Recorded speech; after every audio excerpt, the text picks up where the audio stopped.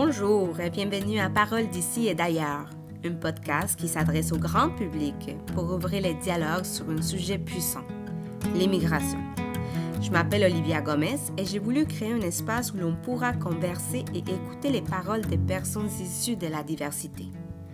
Nous aurons la possibilité d'échanger avec des immigrants qui aujourd'hui sont devenus des citoyens canadiens ou des résidents permanents et qui nous exposeront leur parcours, leurs défis et leurs joies vécues durant cette période d'adaptation. Ces immigrants, aujourd'hui, ce sont des personnes qui occupent une place importante dans notre société.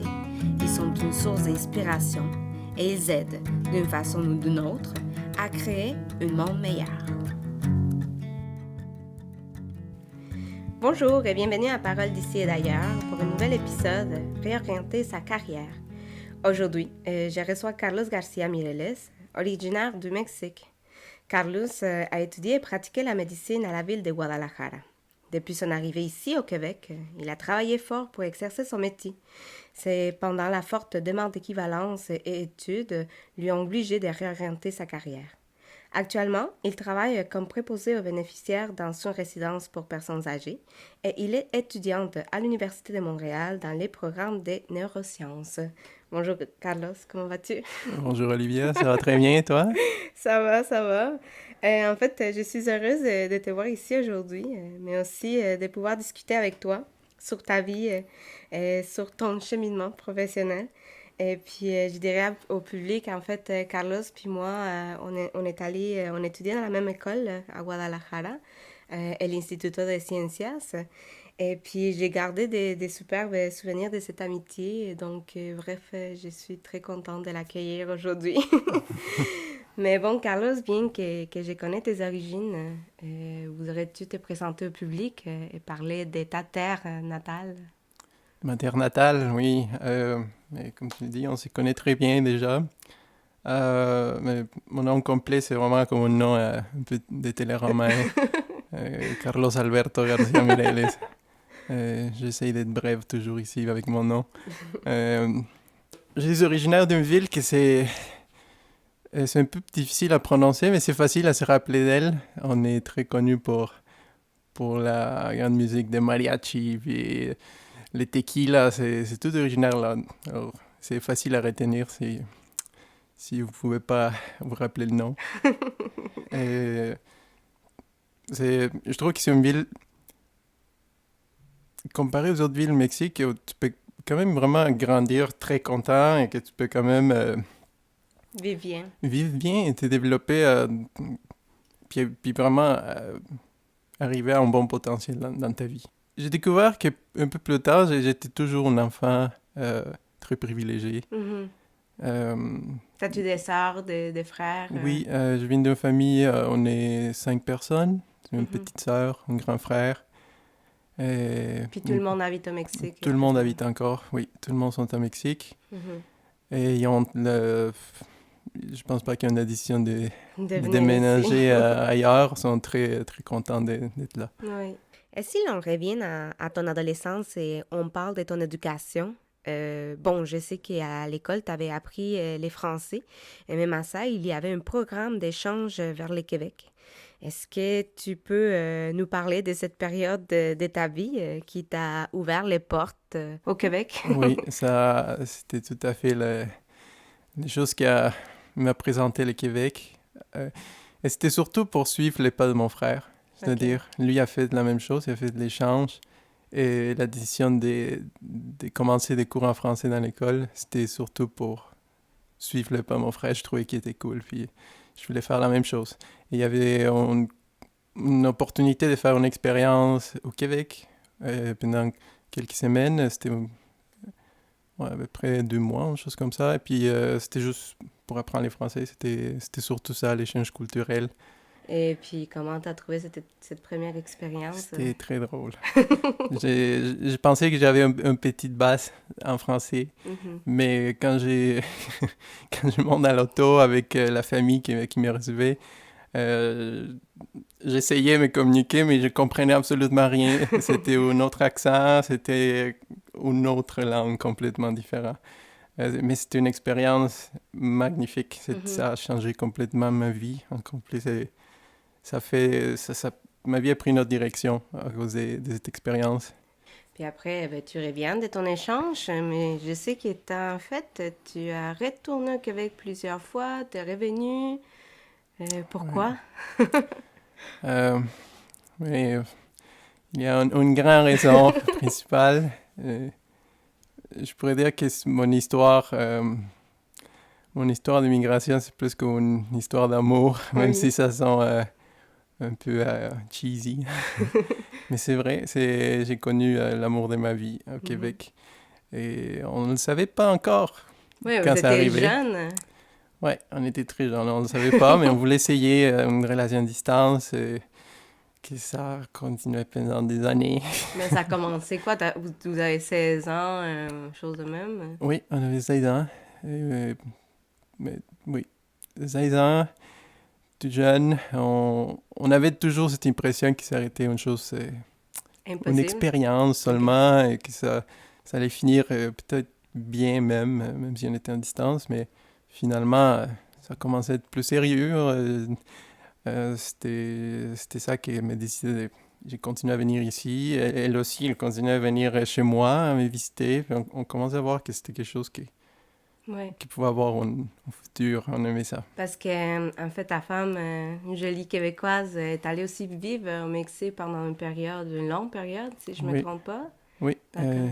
elle, juste après son université, elle est venue habiter quelques années au Mexique, apprendre encore plus l'espagnol, que c'était bien pour elle, elle est traductrice, alors ça l'aidait encore plus, même dans son domaine, dans le côté culturel, de connaître c'est quoi Mhm. le Mexique, oui. Oui. Puis après, ben, tu as étudié à l'université en médecin. Pourquoi, comment ça arrive, je veux dire, parce que tu avais ta vie au Mexique, puis ta femme aurait pu aussi habiter au Mexique. Oui. Tu as développé ta carrière, tu as étudié pendant plusieurs années, tu as pratiqué la médecine. Tu étais bien à Guadalajara. Pourquoi commencer à revenir ici à Montréal? Oui, c'est une bonne question. Mais principalement, c'était surtout cette idée d'aller chercher, comme continuer ma carrière. Et dans mon cas, c'était pas cette idée d'émigrer, c'était pas juste pour comme c'est vrai, j'avais toutes les opportunités chez moi, mais je savais qu'ici, dans le domaine que je voulais me spécialiser, c'est la neurologie, je savais que c'était une grande opportunité. Montréal était toujours reconnu pour toute la recherche qui est autour de la neurologie.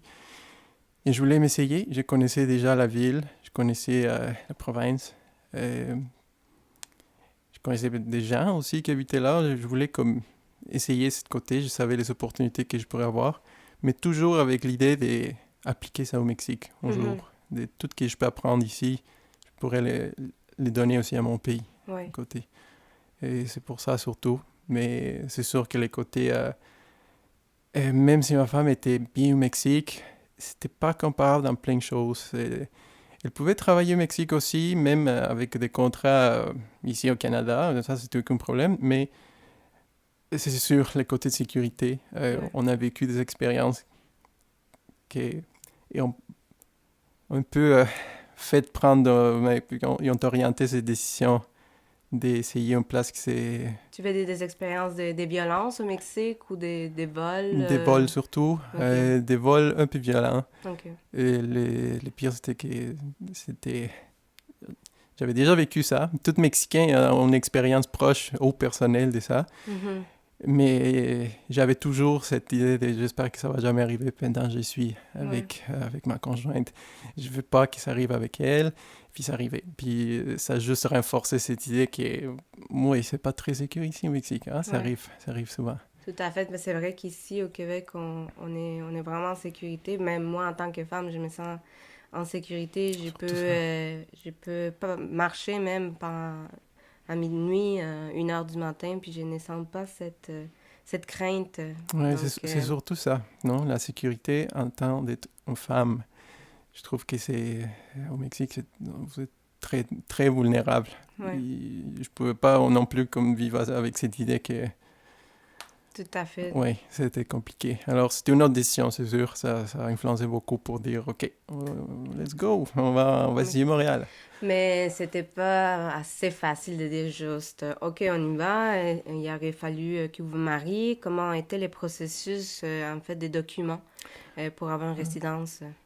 Et oui, quand on a pris la décision, on a dit, mais on pourrait, il y avait une façon très facile de réussir toutes les processus migratoires, et c'était par le parrainage. Et c'est ça qu'on a fait. On a décidé de faire un mariage simple. J'ai même eu des conséquences après parce que j'ai invité personne. C'était juste, c'était une chose vraiment privée. C'était simple juste pour faire ça. On avait toujours l'idée de, on va faire les vrais mariages plus tard. Alors, c'est vraiment juste pour continuer tout ce on voulait faire. Puis on a fait ça. C'était surprenant parce que c'était quand même facile. Oui. C'était un processus... C'était vite? C'était quand même rapide. C'était à peu près 6-7 mois. OK. J'avais déjà une réponse. Et en plus, je le faisais pendant j'étais encore au Mexique. J'étais au Mexique, j'avais l'opportunité d'encore travailler et sauver un peu d'argent avant de venir ici. Alors, oui, de ce côté-là, c'était facile. Puis après, donc, tu arrives ici à la ville de Québec, parce que tu n'arrivais pas à Montréal, tu étais arrivé à la ville de Québec en tant que résident permanent, c'est ça?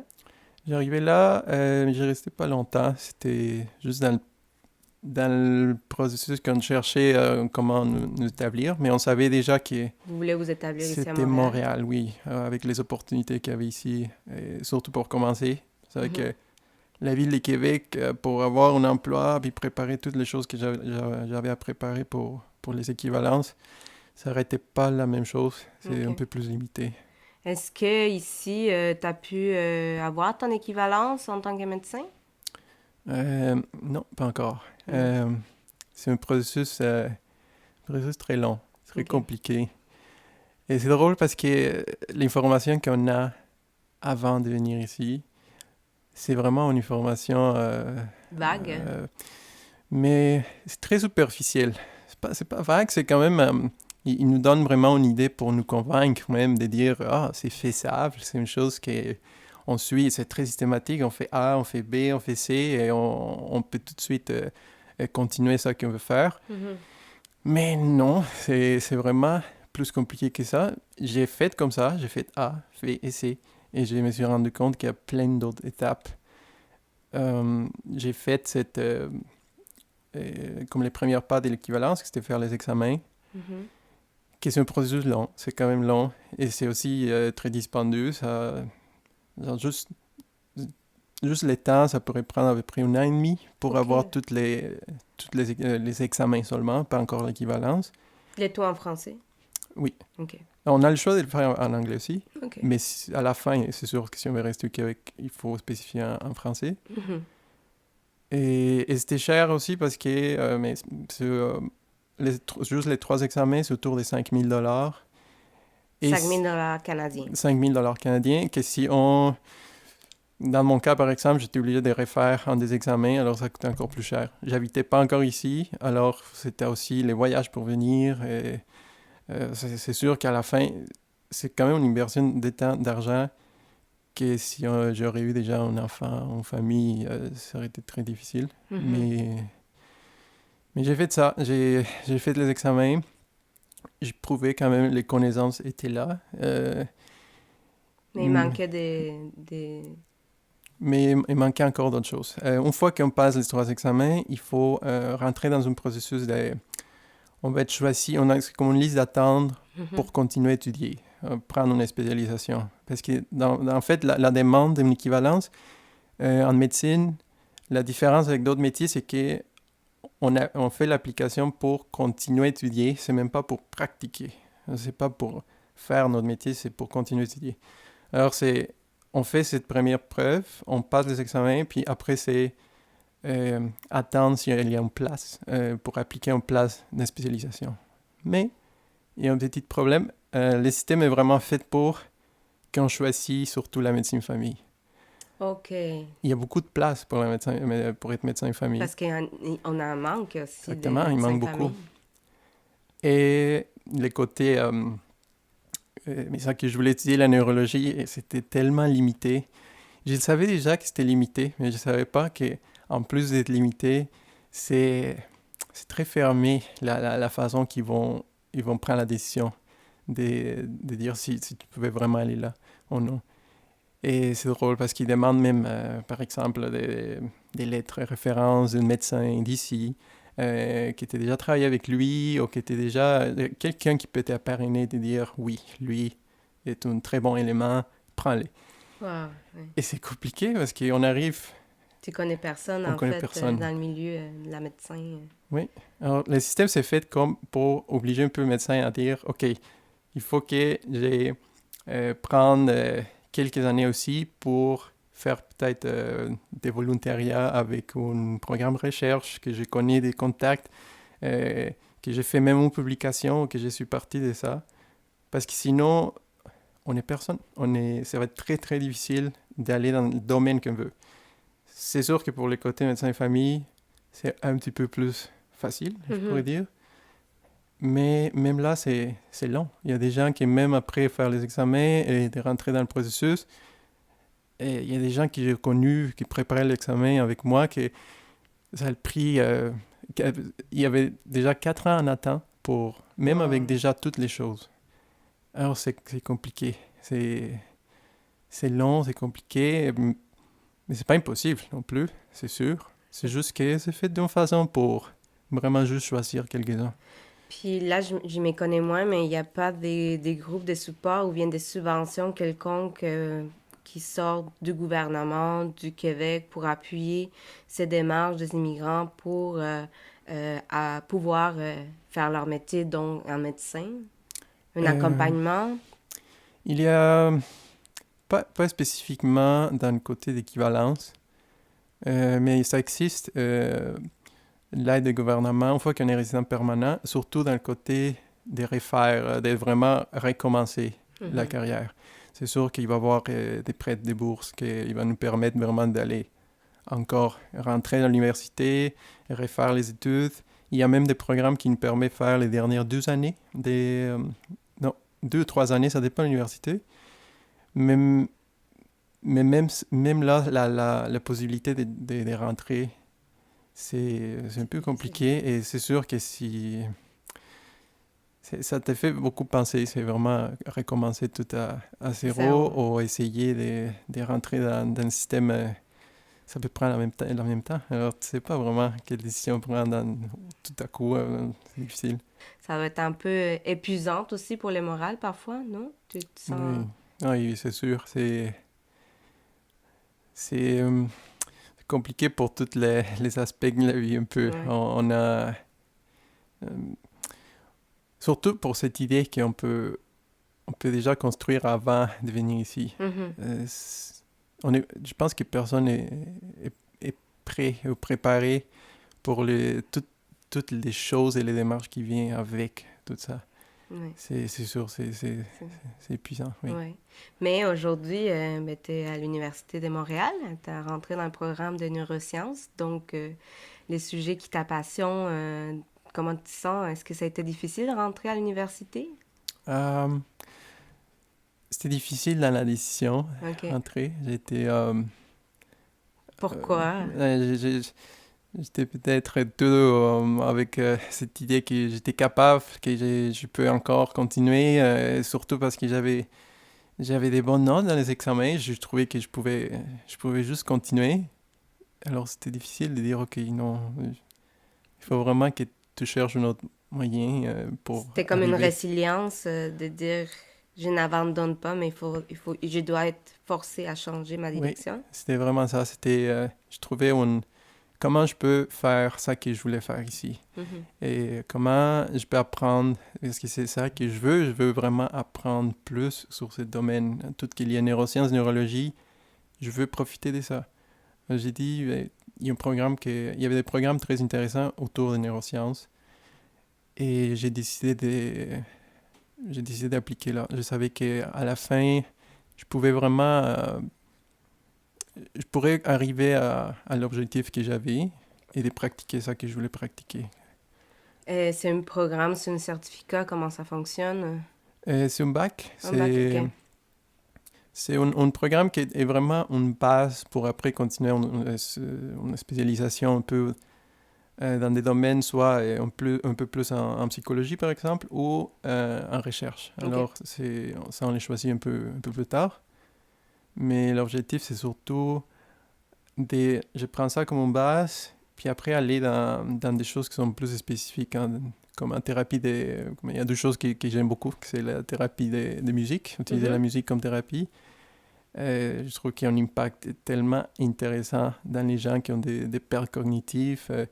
Et c'est tellement pas invasif, c'est tellement intéressant parce que c'est des choses qu'on ne doit pas vraiment donner une drogue, un médicament ou rentrer avec une chirurgie. C'est vraiment des choses qui promettent beaucoup et que ça commence. Alors ici, Ouais, il y a ça beaucoup commence. de ça. Ben oui. C'est intéressant. D'ailleurs, c'est intéressant que tu parles. Il y a Michel Rochon aussi qui parle de la musique, les cerveaux, et donc de la neuroscience. Donc, c'est sûr, c'est un sujet qui est partagé ici, qu'on y voit plus souvent par rapport au Oui. Mexique. Et ici, l'intéressant, c'est qu'ici, c'est pas vraiment les médecins qui fait ça. Ça va être pas les neurologues, c'est quelqu'un qui est dans les neurosciences et qui est spécialisé, orienté sa carrière pour faire ça. Alors, c'est les chemins que j'ai pris. Mais oui, c'est la musique et les sommeils. Deux choses qui m'apassionnent beaucoup. Ouais. Puis, tu viens juste de commencer, mais tu travailles aussi en tant que préposé de la santé Oui. pour les personnes âgées. Est-ce que tu aimerais nous parler un peu de ton expérience? Oui, j'aimerais ça. Surtout avec ces temps-ci de COVID, on parle aussi d'une pénurie de main-d'œuvre, d'une fatigue des infirmières, des préposés de la santé.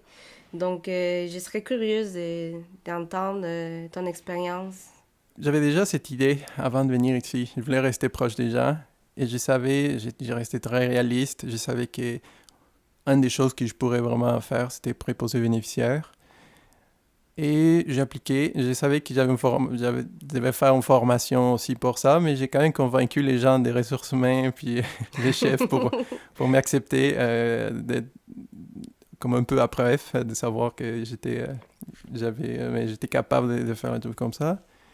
Et alors, c'était très intéressant parce qu'au début,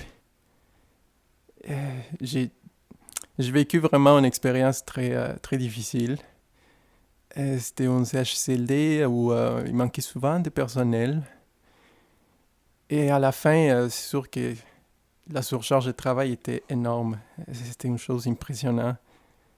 Le pire, c'est que cette surcharge de travail, c'est pas comme un autre domaine qu'on peut dire, je vais laisser ce papier pour demain, on va fermer ce contrat peut-être la semaine prochaine. Moi, je vais prendre une journée off Oui, pour moi. Ouais. on prend une journée off juste pour nous relaxer.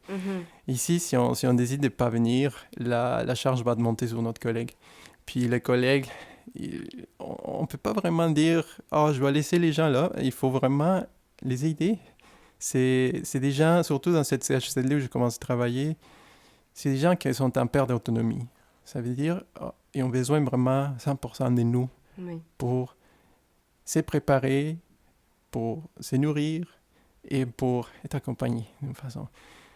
Et je voyais que si on décidait de ne pas le faire, mais c'est horrible. C'est des gens qui vont rester littéralement, ils vont être dans leur selle, dans leur urine, ils vont rester tout seuls dans leur chambre, noire. Ouais, non, c'est horrible. C'est vraiment pas une chose qu'on veut pour nous. C'est pas digne d'une personne. Je veux dire, on peut pas laisser les gens de cette façon. Oui. Ce sont des êtres humains, ils ont besoin d'amour. Surtout ils ont besoin de nous. Ils ont besoin de ce contact humain. Et beaucoup de gens pensent que c'est... j'ai remarqué comment l'effet de voir que beaucoup de ces résidents-là, ils sont plus vraiment pressants cognitivement. On a cette impression. Et alors, la façon qu'on va s'adresser à eux, c'est plus vraiment mécanique. C'est comme, oui, je te prépare, je te donne à manger, c'est fini. Mais c'est pas vrai. Il faut vraiment les accompagner. C'est très important de les accompagner tout tu peux remarquer une différence, une énorme différence quand tu le fais avec goût, quand tu le fais vraiment pour les accompagner et pas juste pour faire. Et le problème, c'est que un grand problème dans ce système, c'est que c'est surtout que si tu sacrifies 5 minutes de plus pour donner à un résident... Il y en a un autre qui va manquer 5 minutes, puis ça fait une chaîne, et donc, à un moment donné, il y a un autre qui va se trouver avec une demi-heure de manque de soins. Oui, et des soins et des tout. Alors, c'est plein de décisions comme... C'était rough. Et puis j'ai décidé de chercher quelque chose qui pourrait me permettre de donner ces 5 minutes de plus à ces gens-là, parce que je savais qu'à la fin, une des choses les plus importantes, c'était accompagner cette personne-là. On a cette idée de qu'on doit préserver la vie humaine à n'importe quel coup. On doit le faire, on doit faire tout pour qu'ils sont encore en vie, puis physiquement encore là, mais on oublie que dans cette période de la vie, le plus important, c'est surtout comme cette côté psychologique, cette côté de vraiment santé mentale et pas santé physique. C'est vraiment important d'adresser ça. Et on ne le fait pas. C'est encore très orienté à on donne cette santé physique. S'ils se sentent mal, je donne une pilule. Si c'est une chose que je ne comprends pas, je l'envoie à l'hôpital. Mais je n'ai pas le temps de juste m'asseoir, écouter ce qu'il y a à dire. Je peux te dire par expérience que beaucoup de fois, juste donner un peu de temps, ça peut faire une différence. Ça fait une énorme différence. Ça fait beaucoup plus de différence qu'un médicament. On est comme ça, les êtres humains. On veut montrer aux autres, quand on veut un peu d'attention, que ça va pas bien. Et alors, c'est sûr qu'on va toujours dire « Oh, j'ai trop mal » ou je vais peut-être exagérer quelque chose pour attirer l'attention. Et ça arrive souvent, surtout quand on est âgé. Je veux cette attention.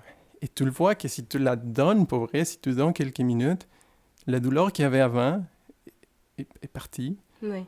Et tout le contraire. Cette sensation de se sentir en désolation est aussi disparaît pour quelques minutes. Même si c'est juste quelques minutes, ça change toute la semaine de cet résident. Et c'est sûr, si on fait plus attention à notre santé mentale, la santé physique, il va améliorer aussi.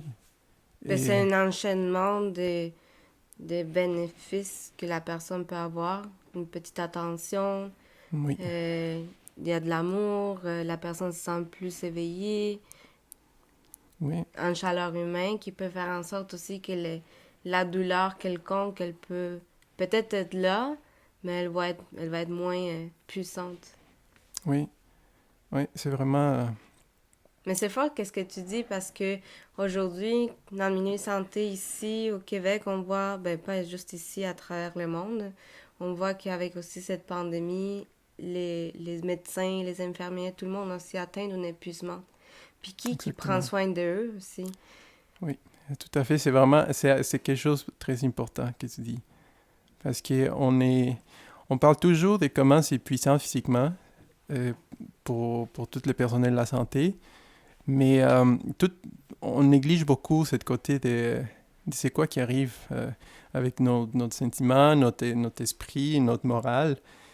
C'est tellement une situation difficile parce que même avant le temps de COVID, je trouve que oui, c'est sûr qu'il a changé quelque chose. J'aimerais dire un peu c'est quoi. Mais avant ça, on est tellement exposé tout le temps avec des gens que tout qui occupe leur vie, leur jour, c'est penser « Ah, j'espère que je vais me sentir un peu mieux aujourd'hui, que je vais être capable de me lever, que je vais être capable de faire mes choses, juste les choses les plus simples, capable de manger. » Et une chose qui est toujours là, c'est aussi la présence de la mort. Les sujets de juste penser à notre mort, de penser à leur mort, ou d'être présent pendant la mort de quelqu'un. On est souvent on est là les derniers souffles de la tante Yolande, ou les derniers mots de ma grand-mère Olivette. C'est nous qui on est là. Et Alors, c'est des expériences qui sont très fortes sont très aussi. fortes et on les vit à tous les jours. Et je pense que soit c'est consciemment, on réalise que c'est dur, mais même s'il y a des gens qui ne réalisent pas ça, inconsciemment, ça affecte beaucoup. Mais oui. Et c'est une chose qu'on n'adresse pas, on fait rien pour s'assurer de cette santé, pas juste de la santé des gens de la santé, sinon que de, de préparer aussi les préparations qu'on peut faire au personnel de la santé. Pour cette confrontation, cette vécu de ces genres d'expériences. Exactement. Moi, je l'ai vécu avec mon père 3 jours dans l'agonie, mais c'était mon père.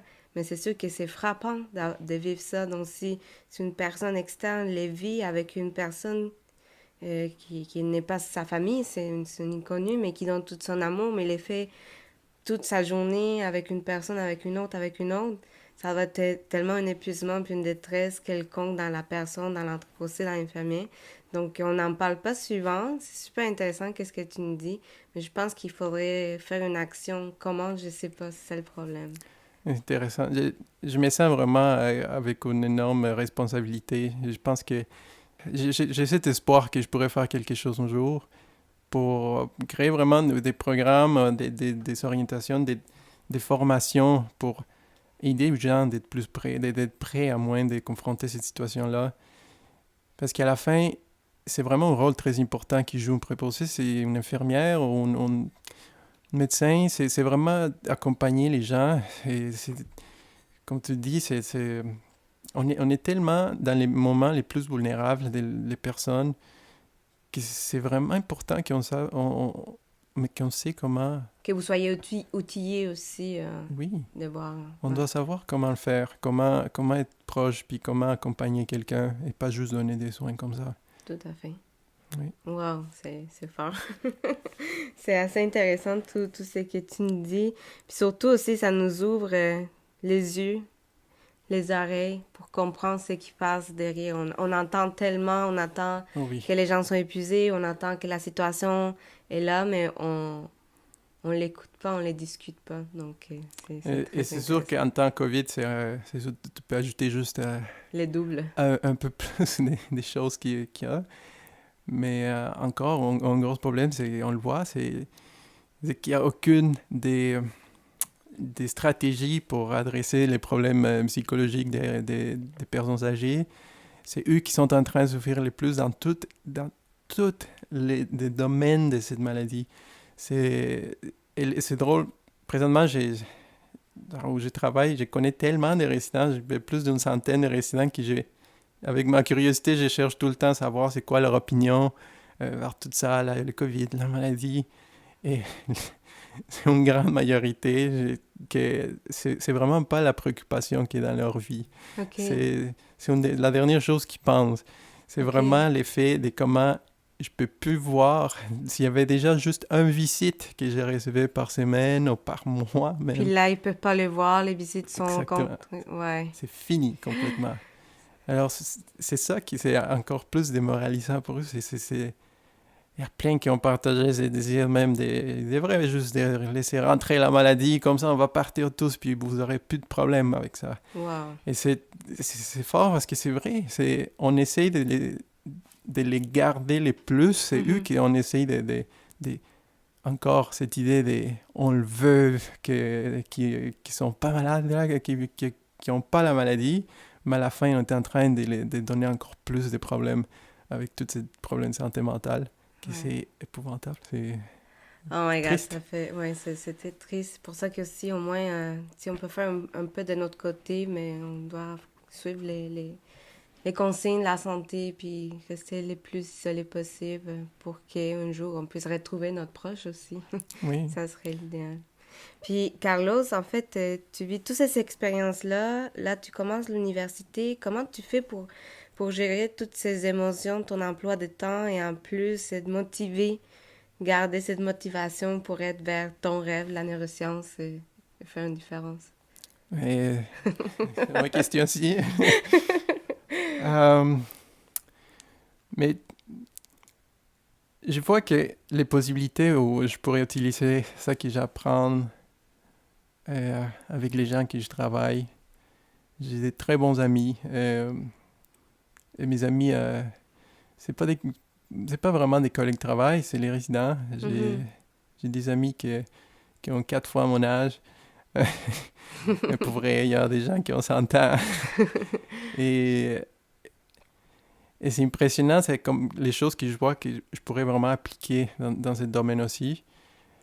Mais en même temps, c'est sûr, garder cette perspective d'utiliser comme toute cette comme expertise un peu médicale, comment je pourrais comme implémenter tout ensemble. Et j'ai vu en neurosciences comme... C'est vraiment la motivation est juste là. Ouais. C'est difficile à expliquer, mais c'est juste là. C'est facile quand on sait que les choses qu'on fait et qu'on peut faire, c'est toujours des bonnes choses. Ça juste nous tient là. Le public ne me voit pas, mais t'as comme une grosse sourire juste à parler du sujet, donc c'est super intéressant. Mais écoute, j'ai juste pour finir, j'y pense encore à l'Instituto de Ciencias qui avait, tu sais, la petite phrase « Ser con y para los demás ». C'était comme être avec et pour les autres. Oui. Et en t'écoutant parler, je pense que t'as quand même bien réussi à garder cette... Comment on peut dire ça? C'est pas un emblème, c'est une parole, c'est une idée, une philosophie que tu la cultives aujourd'hui parce que t'es pour les autres, t'es à l'écoute. Et puis c'est super joli que toi, tu aurais pu le faire au Mexique, mais aujourd'hui tu fais une contribution à la société ici au Québec. Donc, je sais pas, ça fait longtemps qu'on ne savait pas parler, jaser, et donc je trouve ça formidable. Je suis très fière de toi, en fait. Merci. Puis, je te souhaite une suite des choses que tu puisses poursuivre tes rêves. Merci beaucoup. Et j'espère partager. J'essaie beaucoup avec mes collègues, avec les gens qui je pourrais être proche, que je travaille avec, de partager ça, de partager cette envie de vraiment être plus empathique vers les autres. Puis, parce qu'à la fin, un jour, ça va être à nous aussi. Alors, c'est très important d'être empathique tout le temps vers tout le monde. Mais oui. Ça va nous aider à nous comprendre même plus à nous-mêmes. Tout à fait. Alors, c'est important. Est-ce que... J'ai juste une dernière question. Là, j'arrête pas. Est-ce que tu aimerais peut-être un jour retourner au Mexique? Tu sais pas pour l'instant. Oui, c'est sûr. Ouais, OK. Définitivement, je dois quelque chose à mon pays. Okay. Et j'ai encore l'idée d'apprendre plein de choses ici, de donner un peu à cette belle province. Mais oui. Et après, oui, donner à les miens. J'aimerais vraiment donner à les miens parce que je pense que j'ai cette responsabilité. Comme je te disais, j'étais toujours un enfant très aimé. J'avais toujours tout. Et je pense que les gens qui ont toujours eu des privilèges, ils ont le droit, pas juste les droits, ils ont l'obligation de les partager. De donner, de partager et d'aider aux autres. Vraiment. Oh my God, c'est de noblesse ce que tu dis. Mais écoute, c'était un plaisir de t'avoir ici parmi nous. Je suis vraiment contente pour de pouvoir jaser. Ça me fait un peu bizarre de le faire en français. Je sais. mais c'est aussi les partages pour la langue française que j'aime énormément. Donc, merci Carlos. Puis je dirais au public, si vous voulez échanger avec nous, vous pouvez toujours nous écrire à Parole d'ici et d'ailleurs @gmail.com. Et sinon aussi, vous pouvez nous trouver sur les réseaux sociaux, donc à Parole d'ici et d'ailleurs sur Instagram ou Facebook. C'était un grand plaisir, puis nos decimos hasta pronto. Hasta pronto. Gracias.